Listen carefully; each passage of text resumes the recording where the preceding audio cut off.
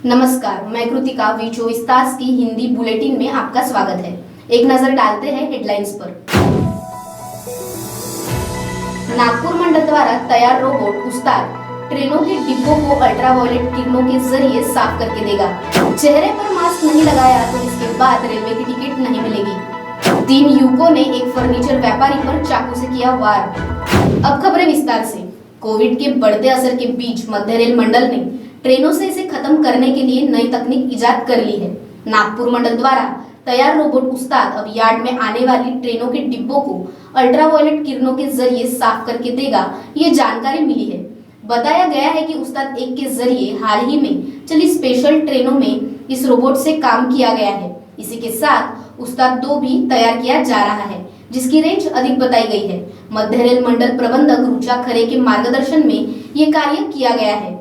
Covid संक्रमण के चलते ट्रेनों की सफाई के लिए उस्ताद नामक रोबोट का इस्तेमाल किए जाने की जानकारी मध्य रेल मंडल के अधिकारियों ने दी है। ये रोबोट एक बार ट्रेन में रखे जाने पर पराबैंगनी किरणों से साफ कर देगा। उल्लेखनीय है कि मध्य रेल नागपुर मंडल के यात्रिक इंजीनियरिंग ब्रांच ने ट्रेन के निचले हिस्से के निरीक्षण के लिए 2019 में ये रोबोट तैयार किया था। रेल कर्मियों को रेलवे ट्रैक के बीच गंदगी से बचाने और ज़्यादा बेहतर ढंग से जांच के मकसद से इस रोबोट को तैयार किया गया है। इसकी विशेषताओं में इसे रेलवे बोर्ड ने अप्रूवल दिया है। ये हर जोनल रेलवे के कोचिंग डेपो में होगा। उस्ताद 2 में 6 व्हील और बेहतर LED लाइट है। आर्टिफिशियल इंटेलिजेंस पहले के मुकाबले ज़्यादा बेहतर होगा। इसकी जांच के बाद रेलकर्मी सुधार कार्य ज़्यादा जल्द और आसानी से पूरा कर पाएंगे। अल्ट्रा वायलेट किरणों से ये रोबोट सफाई करेगा। हाँ, जैसे आप जानते हैं कि हमारे नागपुर मंडल में जो मैकेनिकल ब्रांच है, जिसके सीनियर DME हैं श्री अखिलेश चौबे जी, उन्होंने एक उस्ताद करके एक इंस्ट्रूमेंट बनाया है रोबोट जैसा। तो वो क्या करता था कि जो वैगन है या हमारे कोचेस है, उसके जो अंडर गेयर इंस्पेक्शन यानी वैगन के नीचे का इंस्पेक्शन वो करता था। तो वो काफ़ी सफल प्रयास रहा उनका। उसके बाद उसका उन्होंने और थोड़ा इम्प्रूव्ड वर्जन जो है वो अभी रिसेंटली अभी 1 हफ्ते में अभी वो आ जाएगा, उन्होंने बनाया है। तो उसमें बहुत सारी नई फैसिलिटीज़ उन्होंने किया है उसमें। जैसा उसका हाइट थोड़ा बढ़ाया है, उसके बाद उसको थोड़ा वाटरप्रूफ रेजिस्टेंट बनाया है, उसकी बैटरी पावर उसका बढ़ा दिया है। पहले वो मोबाइल से ऑपरेट होता था, तो आज अभी जो है उसको उन लोगों ने इंटरनेट बेस्ड कर दिया, तो कहीं से ही बैठ के उसको हम ऑपरेट कर सकते हैं। और पहले जो है उसको इवन सरफेस चाहिए था मूव करने के लिए आगे। अभी अगर 8 इंच का भी उसके सामने कोई हर्डल आ जाए तो भी वो उसको क्रॉस करके फिर आगे जाता था। तो ये फ़ायदा इससे ये है कि हमारे जो वैगन के नीचे जो भी इंस्पेक्शंस होता था, तो ये और अच्छे तरीके से होगा। इसमें कैमरे भी उन्होंने संख्या बढ़ा दी है, तो हर तरफ का एंगल वो कवर करता है। तो इस तरह से उन्होंने काफ़ी अच्छा एक वर्जन बनाया जिससे रेल को काफ़ी फ़ायदा होगा। सितंबर महीने में नागपुर में कोविड संक्रमण चरम पर था। तब भी एक दिन में अधिकतम 9,500 के करीब नमूने जांचे गए, पर मंगलवार के दिन पहली बार 11,000 नमूनों की जांच एक दिन में की गई। इसमें 691 नए पॉजिटिव मिले और 8 की मौत होने का खुलासा हुआ है। जांचे गए नमूनों में से 6.82% पॉजिटिव थे। अब तक कुल मिलाकर 1,44,534 संक्रमित मिले और 4,291 की मौत हुई। 22 फरवरी को 9,752 नमूनों की जांच की गई थी। उसके बाद मंगलवार को 10,996 नमूनों की जांच नागपुर जिले में रिकॉर्ड तोड़ साबित हुई। मंगलवार को नागपुर में 6,830 और ग्रामीण में 4,166 नमूने जांच किए गए। अब तक कुल 11,87,205 नमूने जांच किए गए। इसमें से 7,511 RT-PCR और 3,485 रैपिड एंटीजन टेस्ट किए गए। शहर में 551 व ग्रामीण में 138 पॉजिटिव पाए गए, जबकि जिले के बाहर के 2 संक्रमित बताया गया है। कोविड के बढ़ते मामलों को देखते हुए मनपा प्रशासन ने स्कूल, कॉलेज, कोचिंग क्लासेस 7 मार्च तक बंद करा दिए हैं। इसी के साथ शनिवार और रविवार को पूर्णबंदी का निर्णय लिया गया है। अब मनपा प्रशासन ने कॉन्टैक्ट ट्रेसिंग और टेस्टिंग पर जोर देना शुरू किया है। इसके लिए शहर के नए हॉटस्पॉट में आने वाले बाजार, सोसाइटी सहित अनेक जगहों पर विशेष कोविड जांच शिविर का आयोजन किया जा रहा है। कोरोना बाधितों के संपर्क में आए नए लोगों की जांच करने पर जोर देने के निर्देश विभागीय आयुक्त डॉक्टर संजीव कुमार ने दिए हैं। बाधित व्यक्ति की जानकारी के लिए मुहिम चलाकर कम से कम 10 लोग ढूंढ के उनकी कोरोना जांच करने के निर्देश दिए हैं। इस प्रकार की कॉन्टैक्ट ट्रेसिंग से ज्यादा संक्रमितों की जानकारी उपलब्ध होगी। कोरोना के बढ़ते प्रकोप को लेकर विभागीय आयुक्त कार्यालय में आयोजित बैठक में अधिकारियों को आदेश दिए हैं। बैठक में महानगर पालिका आयुक्त राधाकृष्णन बी, जिलाधिकारी रविंद्र ठाकरे, जिला पुलिस अधीक्षक राकेश ओला, उपायुक्त मिलिंद सालवे उपस्थित थे। चेहरे पर मास्क नहीं लगाया तो इसके बाद रेलवे की टिकट नहीं मिलेगी, ऐसे फलक रेलवे आरक्षित टिकट काउंटरों पर लगाए गए हैं। कोरोना का बढ़ता प्रकोप देख प्रतिबंधक उपाय योजना के तहत इनको देखा जा रहा है। अजनी की मुख्य रेलवे स्टेशन के टिकट काउंटरों पर ऐसे फलक लगाए गए हैं। कोरोना तेजी से पैर पसार रहा है। सोशल डिस्टेंसिंग की अनदेखी और बिना मास्क लगाए घूमना बढ़ते संक्रमण का कारण बन रहा है। लोगों को बार बार समझाने पर भी लोग समझ नहीं रहे हैं। टिकट काउंटरों पर कई बार लोगों की भीड़ लग जाती है। इस बात को ध्यान में रखते हुए जन जागृति के उद्देश्य से मास्क पहनना अनिवार्य है। इस प्रकार के संदेश छोटे फलकों के माध्यम से दिए जा रहे हैं। हॉर्न बजाने से मनाही करने पर 3 युवकों ने एक फर्नीचर व्यापारी पर चाकू से वार किया। ये घटना सोमवार की रात 11 बजे के आसपास चिल्ड्रन पार्क परिसर में हुई। संजय जावा ऐसे जख्मी व्यवसायी का नाम बताया जा रहा है। वे खरे टाउन के रहने वाले हैं। राजकुमार इनका MIDC परिसर में दुकान है। सोमवार की रात 11 बजे के आसपास वे MH02DV9396 वाहन से घर जा रहे थे। इसी दरमियान पीछे से मोटरसाइकिल पर ट्रिपल सीट सवार युवकों ने बार बार हॉर्न बजाया। राजकुमार ने इस पर आपत्ति जताते हुए उनको टोका। इससे दोनों गुटों में विवाद हुआ। युवकों ने उन्हें कार से निकालकर उनके ऊपर चाकू से वार किया। आरोपियों में 19 साल के सागर शंकर मसराम, 21 साल के गौरव मनोज काहरे और 20 वर्षीय लक्ष्मण राजेश गोदिया इनका समावेश है। तीनों वसंतराव नाइक झोपड़पट्टी में रहने वाले हैं। लॉकडाउन के बाद अनलॉक की प्रक्रिया शुरू हो चुकी है। शहर में कोरोना मरीजों के बढ़ते फिर से 7 मार्च तक सीमित लॉकडाउन घोषित किया गया है। अनलॉक प्रक्रिया के बाद भी ट्रेनों की आवाजाही अभी तक बेपटरी है। हर दिन 125 ट्रेनें चलने वाले नागपुर स्टेशन से प्रतिदिन मात्र 47 ट्रेनें चल रही है। इसका असर स्टेशन के ऑटो चालक और कुली पर देखने को मिल रहा है। पहले से आर्थिक कठिनाइयों का सामना कर रहे ऑटो चालक कुलियों की हालत खराब हो रही है। अनलॉक प्रक्रिया के बाद धीरे धीरे सामान्य जनजीवन पटरी पर आने लगा था। स्टेशन के ऑटो चालक और कुलियों के लिए रेलवे जीविका का एकमात्र साधन है। नागपुर स्टेशन से रोजाना 125 ट्रेनें चलती है, लेकिन अनलॉक प्रक्रिया के बाद पहले दौर में 36 और दूसरे दौर में 11 ऐसी कुल मात्र 47 जोड़ियां ट्रेनें शुरू की गई है।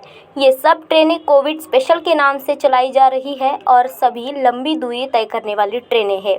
इससे यात्री संख्या तो घटी है, बल्कि नागपुर से चढ़ने उतरने वाले यात्रियों की संख्या भी कम हुई है। इसका सीधा असर ऑटो चालक और कुलियों की आमदनी पर हुआ है। इसके चलते ऑटो चालक और कुलियों को आर्थिक कठिनाइयों का सामना करना पड़ रहा है। उनकी रोजी रोटी भी चलाना मुश्किल हो गया है। मेरा नाम विनय सिरिया है। मैं रेलवे स्टेशन से ऑटो चलाता हूँ। हम लोग ऑटो वाले बहुत परेशान हैं, बहुत तकलीफ़ में हैं। सरकार पूरी ट्रेन चालू नहीं कर रही है। ऊपर से हम रोज़ कमाओ रोज़ खाने वाले लोग हैं यहाँ पे। अगर 200-300 रुपये 400 के ऊपर बनते नहीं हैं हमारे, हम बहुत परेशान हैं। इतना लॉकडाउन हुआ, हमने बहुत मुश्किल से लॉकडाउन निकाले हैं। सरकार ने हमें कुछ नहीं दी इस बारे में। हम रोज़ कमाओ रोज़ खाने वाले लोग हैं और बहुत तकलीफ़ में हैं। सरकार से हमारी निवेदन है कि पूरी ट्रेन चालू करें। हम बहुत तकलीफ़ में हैं, हमें बस सहयोग करें। कमाएंगे तो किस भरेंगे, हम किस भी भर नहीं वाले। बैंक वाले इतना परेशान कर रहे हैं।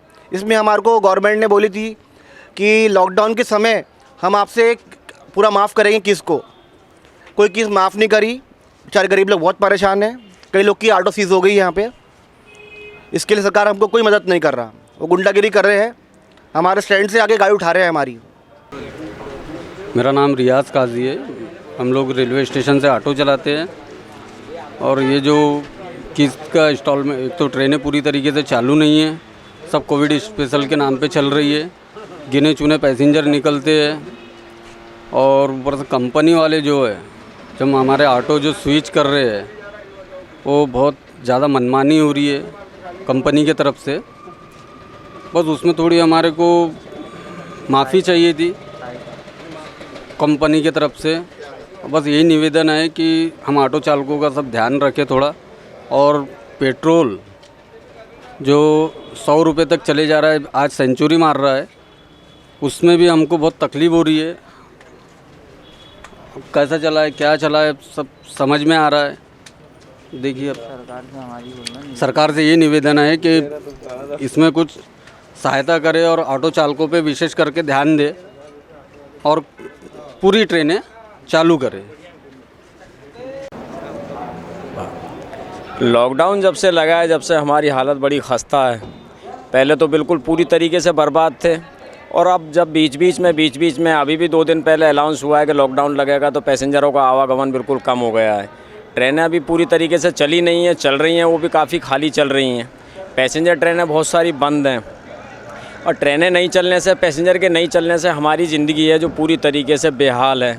किसी भी तरीके से बड़ी मुश्किल से जाके कहीं कोई रोजी रोटी मिलती है, वो भी नहीं मिलती है। सारे दिन सोए पड़े रहते हैं, दिन भर में एक आधी नंबर लगता है, और कभी कभी तो नहीं भी लगता है, बगैर भोनी के जाते हैं। क्या है सर, जब से लॉकडाउन खुला हुआ है तब से सारे गेट बंद है, सिर्फ एक गेट चालू है। उसकी वजह से पैसेंजर को भी तकलीफ़ हो रही है, ऑटो चालकों को भी तकलीफ़ हो रही है, और सारा क्राउड एक जगह जमा हो जा रहा है। एक ही गेट से निकलने से ये हो रहा है कि पूरा क्राउड आपस में एक दूसरे से मिलके चल रहा है। सोशल डिस्टेंसिंग ख़त्म हो जा रही है उससे, और उससे ऑटो वालों का भी व्यवसाय पे असर पड़ा हुआ है। और अपना क्या बोलते, जो पैसेंजर जो बाहर निकलता है, सीनियर सिटीज़न हो गया, पेशेंट हो गया, उनको पूरा ऐसा घूम के ऐसा वापस आना पड़ता है, तो उससे बहुत ज़्यादा तकलीफ़ है। हमारी तो रिक्वेस्ट है, दरख्वास्त है कि ये गेट को भी खोल देना चाहिए, जिससे क्राउड डिवाइड हो जाए, सोशल डिस्टेंसिंग बनी रहे, और अपना क्या बोलते, ऑटो वालों को भी व्यवसाय मिले। आर्थिक कठिनाइयों का सामना कर रहे ऑटो चालकों की राय जानने के बाद चलिए जानते हैं क्या कहते हैं railway station prepaid auto booth के संचालक अल्ताफ अंसारी। मेरा नाम अल्ताफ अंसारी है। मैं लोक सेवा प्रीपेड ऑटो चालक मालक का संगठन का संचालक हूँ, और पिछले 3 महीने से जो ट्रेनें चालू हुई है, पहले 36 गाड़ी चालू हुई कोविड के नाम पे, उसके बाद में 11 गाड़ी चालू हुई कोविड के नाम पे।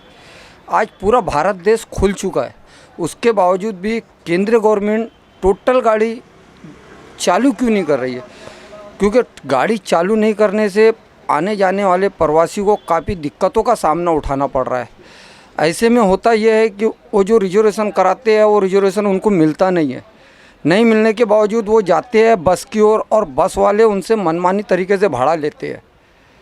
ऐसे में केंद्र गवर्नमेंट से मेरा ये निवेदन है, और स्टेट गवर्नमेंट से भी ये निवेदन है कि जब पूरा भारत देश चालू हो चुका है, तो टोटल गाड़ी भी चालू कर देना चाहिए, क्योंकि जो आने वाले प्रवासी हैं उनको काफ़ी दिक्कतों का सामना उठाना पड़ रहा है, और वो दिक्कतों से, तकलीफ़ से, काफ़ी दिक्कतों के बाद मनमानी तरीके से पैसा बसों में दे के जा रहे हैं।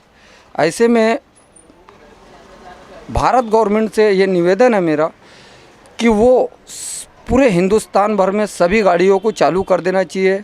जैसे पहले के तरीके से हिंदुस्तान भर में गाड़ी चलती थी, उसी तरीके से पूरे हिंदुस्तान भर में गाड़ी चलना चाहिए। यही मेरा भारत गवर्नमेंट से निवेदन है। प्रीपेड ऑटो चालक है, कम से कम यहाँ पे 400 से 500 ऑटो चालक जो पेड भरते हैं सिर्फ रेलवे के भरोसे। रेलवे बाउंड्री में उनका स्टान है, प्रीपेड ऑटो स्टान है, जो महाराष्ट्र गवर्नमेंट ने और परिवहन अधिकार्यालय की तरफ से मिला गया है। ये 500 ऑटो चालकों का पेड भरना और उनके बाल बच्चों का भविष्य ख़राब होना, ये भी बहुत बड़ा अंतर हो गया है। और दूसरी बात ये है कि इनको जो रोज़गार मिलता था, वो रोज़गार बराबर तरीके से मिल नहीं रहा है। आज बड़ी मुश्किल से दिन भर में 2 नंबर 3 नंबर मारते हैं। ये कंडीशन आ गई है कि ये अपना किराया भी नहीं दे सकते। ऑटो जो भाड़े से लेके चलते हैं उसका किराया भी नहीं निकल रहा है, तो अपने बाल बच्चों को कैसा पालेंगे? ऐसे में मैं समझता हूँ कि शहर खोल के गाड़ियाँ चालू करके कम से कम सभी लोगों का, यात्रियों का और ऑटो चालकों का भला होना चाहिए। संपत्ति के विवाद के चलते बेटे ने अपने पिता की हत्या कर दी है। ये वारदात भालदारपुरा इलाके में मोहम्मद अली चौक परिसर में दोपहर करीब 12 बजे के आसपास हुई। घटना के बाद आरोपी ने गणेशपेट थाने में जाकर घटना की जानकारी दी। मृतक का नाम शेख यूसुफ शेख महबूब है। वे 73 साल के थे। आज दिनांक 24 तारीख को दोपहर में 12 बजे के लगभग आरोपी शेख यूनुस शेख यूसुफ यह हमारे पुलिस स्टेशन में आया। उसने बताया कि आज उसके पिताजी के साथ में उसका 11:30 बजे के लगभग घर में झगड़ा हुआ और उसने अपने पिताजी के सर पे लोहे के रॉड से उनको मार के जख्मी किया हुआ है। सदर घटना का गंभीर देखते हुए हम लोग तुरंत स्टाफ के साथ में वहाँ पहुँचे तो देखा तो वहाँ पे एक 73 साल के बुज़ुर्ग घर के सामने में खून से लथपथ पड़े हुए थे और वो उनकी मृत्यु हो गई थी। तो फिर वहाँ पे जो मृतक के लड़की और दूसरा छोटा लड़का भी हाजिर था। उन्होंने बताया कि ये उनके पिताजी है। उनका नाम शेख यूनुस वल्द शेख महबूब। इन्होंने उनका जो पुश्तैनी मकान था वो 2-3 महीने पहले किसी बाजू वाले आदमी को बेचा था। तो वो लड़के का कहना था कि ये मकान आपने क्यों बेचा और हम कहाँ रहेंगे। इस कारण की वजह से उनके साथ में पिछले 2-3 महीने से उनकी अनबन चल रही थी। उसी के तहत आज झगड़ा हुआ और लड़के ने अपने पिताजी के सर पे लोहे के रॉड मार के उनको जान से मार दिया। खबरों में फिलहाल इतना ही। आप हमारे वीचो24 के सोशल मीडिया प्लेटफॉर्म जैसे फेसबुक, ट्विटर, इंस्टाग्राम पर भी विजिट कर सकते हैं और ताज़ा अपडेट्स ले सकते हैं। फिलहाल दीजिए इजाजत और लगातार अपडेट्स जानने के लिए बने रहे हमारे साथ। देखते रहे वीचो24। नमस्कार।